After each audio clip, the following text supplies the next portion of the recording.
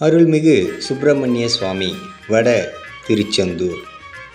சென்னையிலிருந்து பெங்களூரு செல்லும் புறவழிச்சாலை பூந்தமல்லியில் அமையப்பெற்றுள்ள ஸ்தலம் வட திருச்செந்தூர். நாம் திருச்செந்தூர் செல்லும் நினைக்கும் பக்தர்கள் அவரை காண்பதற்காக காலதாமதம் ஏற்படும் பட்சத்தில் இந்த வட திருச்செந்தூரில் வந்து இந்த செந்தில் ஆண்டவனை சுப்பிரமணியராக அருள்பாலிக்கும் செந்தில் ஆண்டவரை நாம் வழிபடலாம்.